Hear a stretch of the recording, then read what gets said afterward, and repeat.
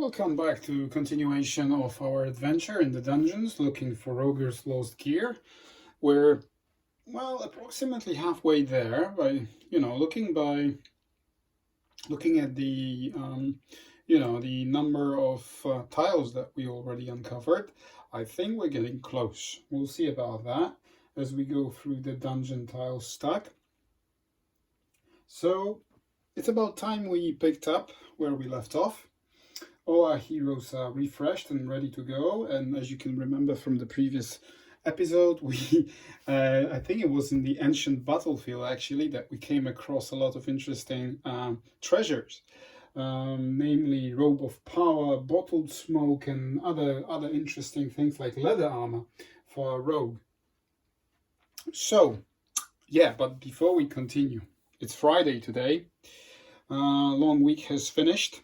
And this is what we're celebrating the end of the week with. This is a fantastic delivery from Signatory vintage collection. This is Ben Nevis whiskey.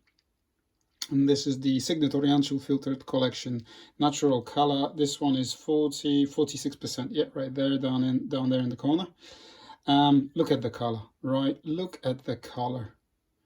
Absolutely fantastic. Looks like a straw on the meadow, doesn't it? So it's Ben Nevis Highland whiskey, typical of Highland. No smoke, oaky flavors, flowery, fantastic little whiskey. I actually opened it a few days ago, left it open for a while, so it vaporized slightly, and it got richer.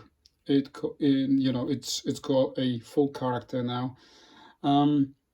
So anyways, I recommend anything from Signatory, really, especially their cask strength collection. This one isn't cask strength, this is a 46%. However, a fantastic release from Signatory. So Ben Nevis, not that common distillery, and it's not that common to find Ben Nevis whiskies in the shops these days. So yeah, this is what we're sipping on the side. So if you hear me sipping and enjoying some liquor, that's what it is. Ben Nevis. Right. With that in mind, let's proceed with the course of action. Where are we then? We have an option to explore the named tile, the long hallway.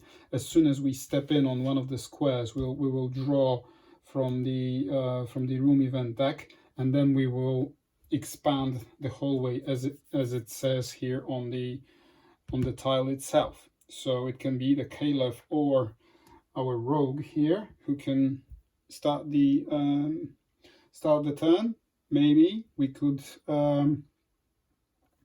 move these guys towards the rest of the group so that they're together, ready for whatever's coming. Let's see. Let's have a look at our cleric here. 5 movement points. So 1, 2, 3, 4, 5. Not enough. He will have to draw an encounter card, and he was cursed with bad luck. So every time he draws an encounter card, he needs to draw another one. Right. Or maybe we could start with Hesken, our wizard, and potentially deal some damage to the bear. Yeah, you know what? That's actually not a bad idea. Let's do it. So we do not delay the start of the turn by any longer.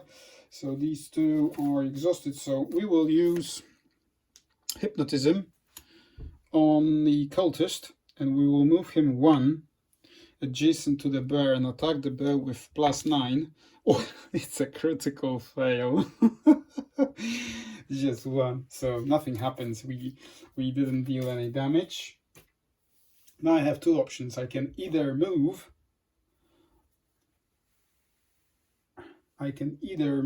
and explore with my eye, which is right over there. I could go to this tile and explore it here or there. I cannot open doors. Or I could come here and open these doors by using Heskin's hero ability, that he can open doors without being adjacent to them. But then I won't be able to explore. And Heskin's speed is 6, so 1, 2, 3, 4, 5, 6, still not enough.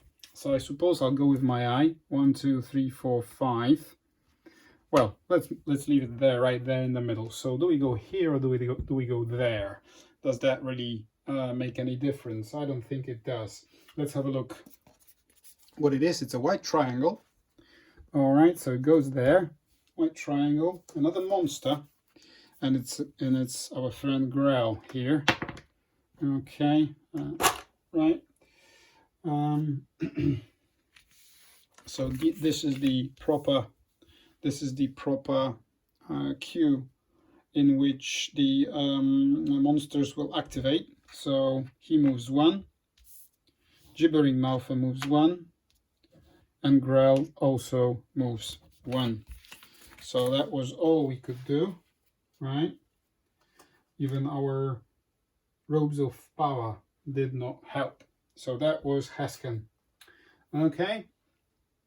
Now, our Cleric. Can we do anything useful with a Cleric? I don't really want to activate him anywhere near other characters. So you know what I'm going to do? I'm going to do this. 1, 2, 3, 4. Right? So that's one action. And then I'll open the doors. Let's see what it is. And it is unlocked. As you can see. Can you see that actually? Unlocked. Okay. Let me put it to the side where with all the other tokens. The other tokens are right over there. Okay, we open the doors. So it was 1, 2, 3, 4. Right? Open the doors and we're 1 short.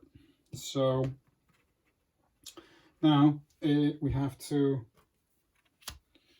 fulfill the cursed bad luck curse conditions. So every time you draw an encounter card, you draw another one, and at the end of your villain phase, roll for 10 plus, and if you succeed, discard it. So the first one is, oh come on, sorry, this one shouldn't be here, like the other one before. So let's do it again.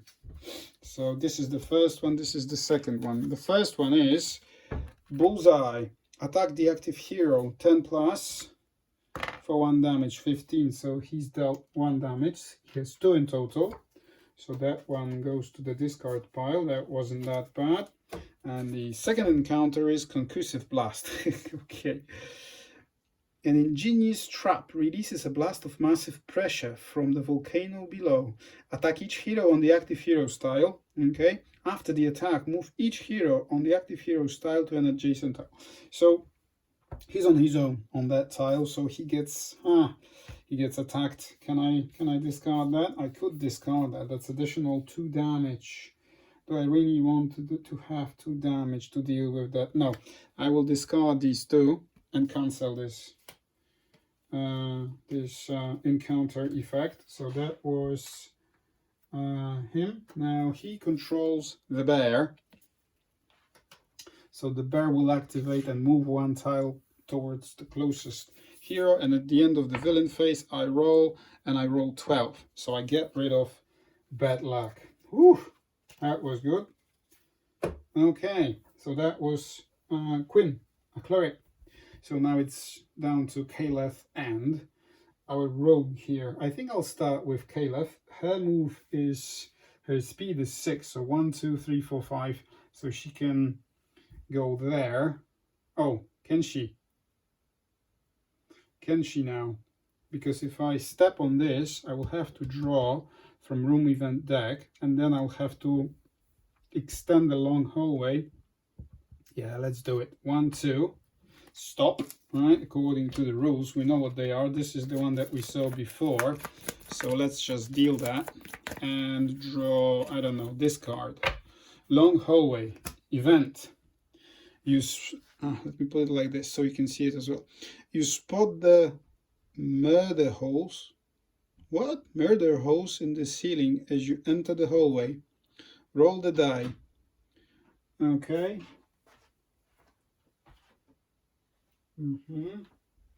Roll the die. 10. 10. Unseen hands throw down snakes. The active hero searches the monster deck and discard pile for a snake and adds it to the long hallway. Interesting. Snake, all right. I think we killed one already. There it is. So snake enters play over here. So that was it. Okay, let's put it away. All right, and then we extend the long hallway with another tile, and it's a black triangle. There's a monster, there's an encounter, and there's the doors. Let's build another door, and these two will connect now. All right, so let's see what it is. It is a Kobold Dragon Shield, so look what's going to happen right now. Okay. Got Caleb. Does Caleb have any other monsters in her control? No, she does not. But I haven't finished my turn yet. All right, so that's what happened. I need to finish my move because according to the rules, I had to stop to reveal the room events deck, the card from the room events deck. Then that's what we've just done. And she moved 1, 2, 3, 4, 5, 6. So she ends up adjacent to both of these. And this is going to be an interesting turn of events, as you will see in just a moment. This was a good tactical move. Just to make sure that we did it right. 1, 2, 3, 4, 5, 6. Yeah, that was correct. That was correct turn of events. So let me show you what just happened. All right, so we completed the long hallway card, room event card, and now it's the monster. That's the end of my turn. It's the monster's turn now. So the very first monster in the queue is the snake, who, if adjacent to me, will attack me with the venomous bite for +7. 4, that's 11. Caleb's AC is 17, so he misses. Nothing happens. Okay, and now the Kobold Dragon Shield. The reason why I moved all the way there and adjacent to Kobold Dragon Shield is because if he's adjacent, he attacks the adjacent hero, but if he is not adjacent, and if he's on a tile with an unexplored edge without a hero, he will pull a tile from the bottom of the stack and extend the dungeon further. So I stopped the middle section of his activation from happening, and now he will attack me for 7+. Where's my dice? There it is, and it's 2. Right, so he misses. So again, nothing happens. Okay. And then we need to fulfill the encounter. Oh, sulphurous cloud. A slight rumble precedes a blast of noxious gas from a crack in the wall. Attack each hero on the active hero style. So Caleb is on her own, same as Quinn was. So 1 and poisoned. If it misses, then I'm poisoned anyway. So it misses because that's only 11. Her AC is 17, as I said just a moment ago. But she will become poisoned like that. So that gets discarded. A lot of traps in this dungeon. Okay, and that was Caleb. Caleb activated. So now it's our rogue's turn. He's the last hero to activate in this turn. We have a lot of monsters, but I think our goal is not to kill monsters, but to find the vault in which apparently Rogue's gear is located. I'm telling you, this Ben Nevis is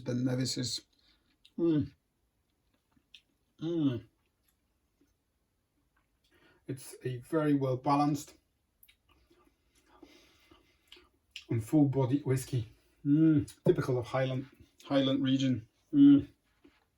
Very nice. If you can come across any Ben Nevis whiskey in your local shop or your online, retailer, go ahead and buy it. Highly recommend that. Very nice. Worth the money. Right, so Rogue, what can you do? I have these items equipped. I have a Ring of Free Action. When an effect causes you to immobilize, if another effect besides immobilization causes you to be slowed down, so this won't be useful. Your hero takes no damage. Move your hero up to 2 tiles away when you're attacked. so no. And I have a leather armor that gives me +1 armor, so I can't use any of these to buff my attacks. However, I think I will... Can I shoot this snake with positioning shot? I think I can, actually. Attack one monster within 2 tiles of you. I could even shoot the Cobalt Dragon Shield, but his AC is 17, isn't it?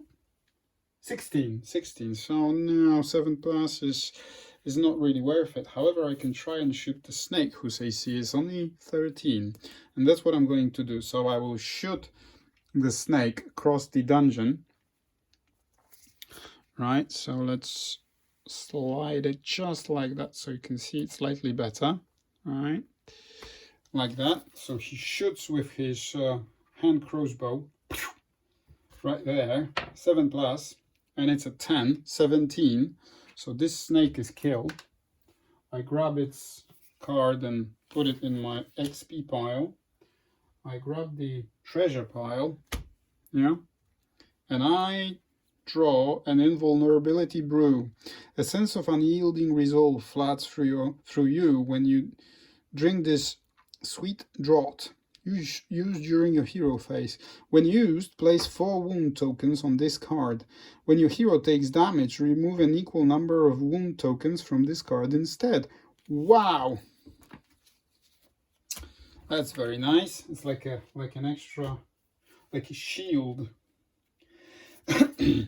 And then what the positioning shot allows me to do, it says hit or miss. Place that monster on any square on your tile or adjacent tile. So unfortunately the monster is dead. So I just move 1 towards the unexplored edge.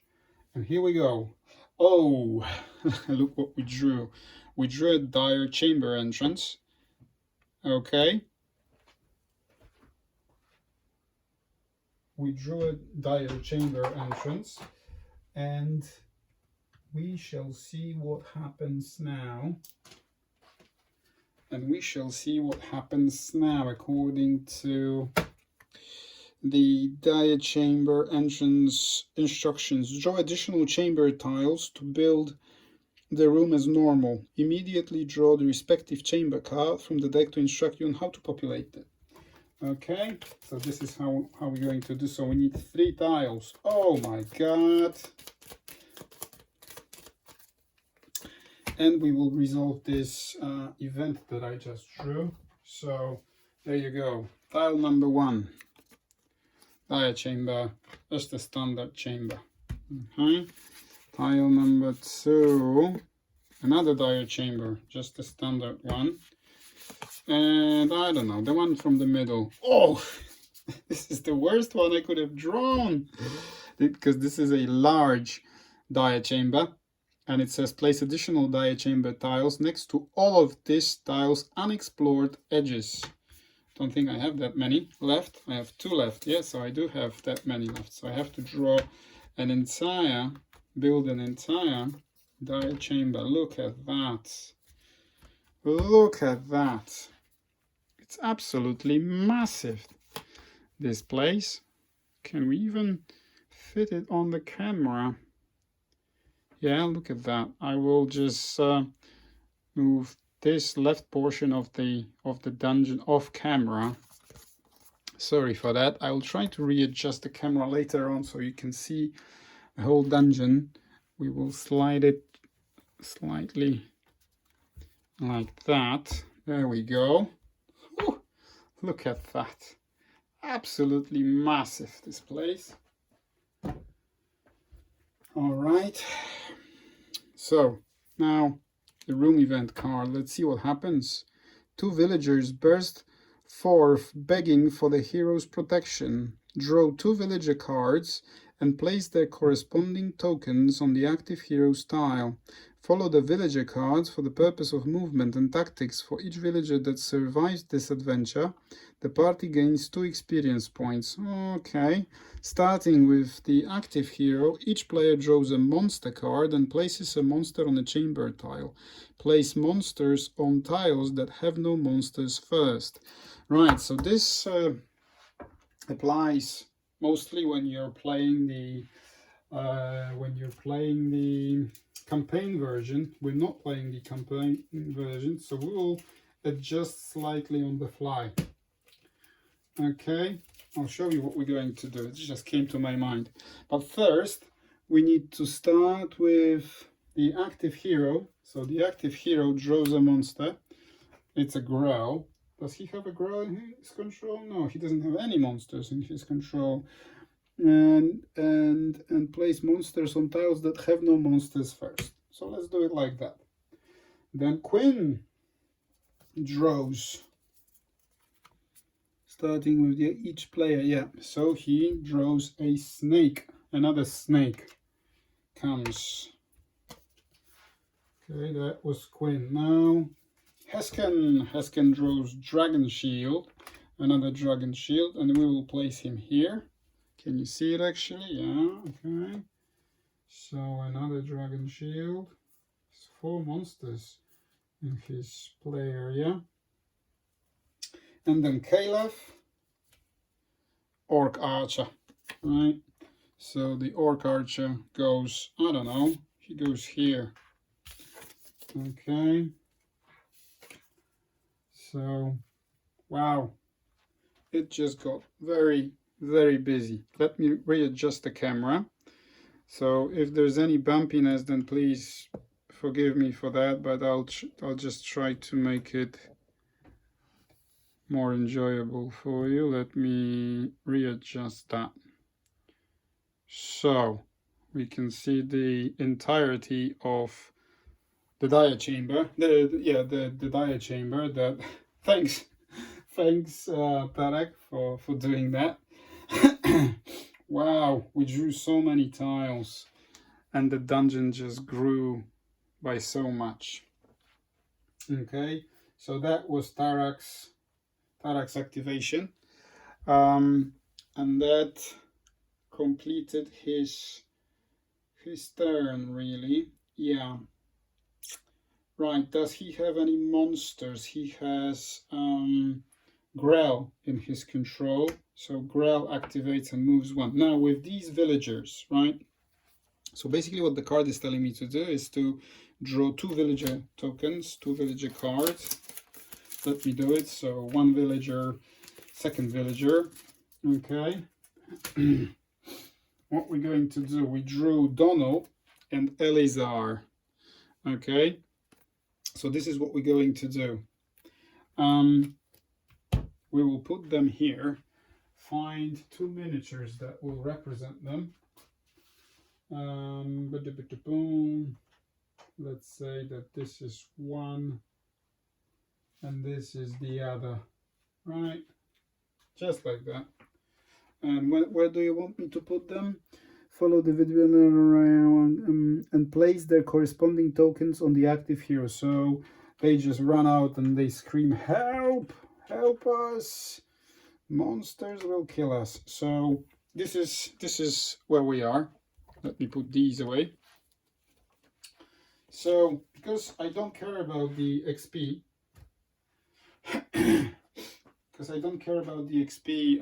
to take it over into the next mission, because we will restart from fresh anyway. We're not playing a campaign. We will do so, but first we want to continue and finish off these standalone missions, quests in the adventure book. But we will readjust the rules slightly. So let's say that we have to rescue these villagers. So from now on, these villagers will draw aggro from monsters in the first place. So they need to escape the dungeon. They will move according to what it says on their AI cards, which are over there. If they manage to escape, I get 1 treasure each. Okay, but what happens if they die? I suppose nothing. This is like a side quest, really. Okay. So this is what it is. All of our heroes activated, ready for next turn. We have Quinn next to the doors, hoping to explore in that direction. Hesken needs to move out and close in together with his buddies from the party, especially maybe closer to Quinn, or at least one of the damage dealers preferably close to Caliph. She can protect him quite well and heal him as well. She's next to a Cobalt Dragon Shield, which we're hoping to kill next turn. Our rogue here is in trouble as soon as these monsters close in. Off screen on that side, over there, we have Gibbering Mouther and another Grell. The other Grell is under Heskin's control. Same as the Gibbering Mouther, if I remember correctly, yeah. And the bear over here is under Quinn's control, yeah, together with this snake. So this is where we are. We will finish our episode right here, and I'll see you shortly, I suppose. So thank you very much for watching. This has been a rather short but fruitful in terms of events and tile exploration episode. So once again, thanks for watching. Thank you for being here, and I hope you enjoyed it as much as I have. See you in the next one very, very shortly. Cheers, bye-bye.